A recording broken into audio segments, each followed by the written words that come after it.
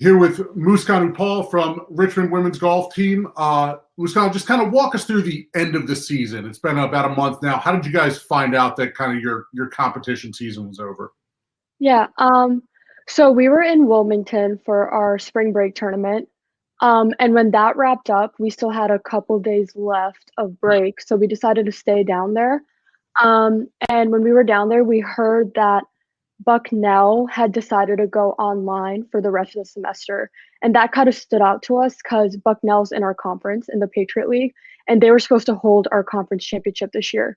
So we asked coach, like, would that still happen with them not being in school? And she told us that the athletic department can stand alone from the university, so it could still happen. So I guess we thought, like, it's okay, like, even if classes go online, like, we'll be fine.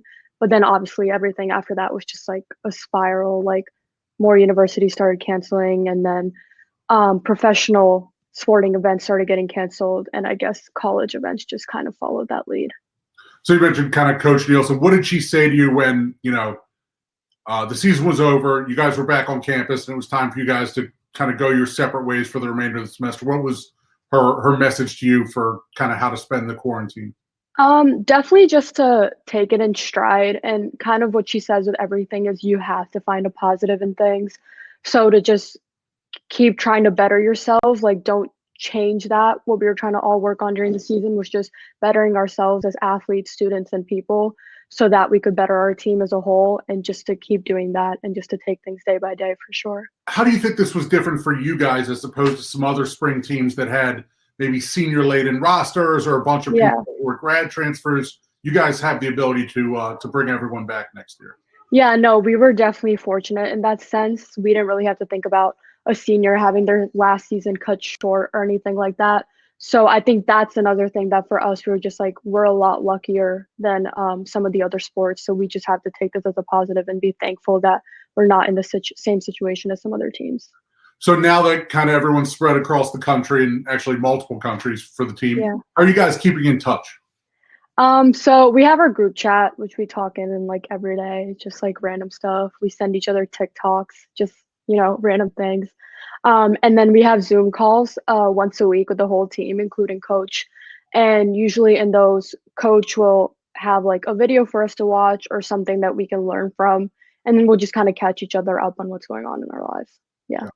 So another thing that makes kind of this team unique as opposed to maybe other Richmond teams is golf is it's one of those things where you can do it and be 6 feet away from people. So have you been able to take advantage of that? Have you been able to get out on the course? I don't know what conditions are like in North Carolina. Yeah, for sure. We've been lucky down here that most of our courses have stayed open. So I still had the option to go practice and play. We've had some restrictions on like you can't take the flag stick out and you can't rake the bunkers and stuff like that. But I've been really lucky where I've still been able to practice. I know Allie up in New York, since it's so bad there, her course was closed for a while, but I think it just opened up this week actually. So we've all been fortunate that we still had the option to, keep working on our games if we wanted to. So obviously the quarantine kind of different for everyone. Everyone's dealing with it a different way. I want to run through some of the things that are kind of helping you get through quarantine. So what is the quarantine must-have app? I would say TikTok, but I'm kind of getting tired of it because I've been on it so much. So I don't know, maybe like even FaceTime, like just getting to talk to my friends that way. All right. What about the quarantine snack that you have to have? Ooh, literally anything sweet. I have such a sweet tooth that I need like ice cream or chocolate or something in the house. What about the quarantine Netflix selection? Oh, that's hard. I've been rewatching a lot of things. Like I rewatched House of Cards a couple weeks ago. They took Friends off Netflix, which is a bummer, but just like rewatching things. Yeah.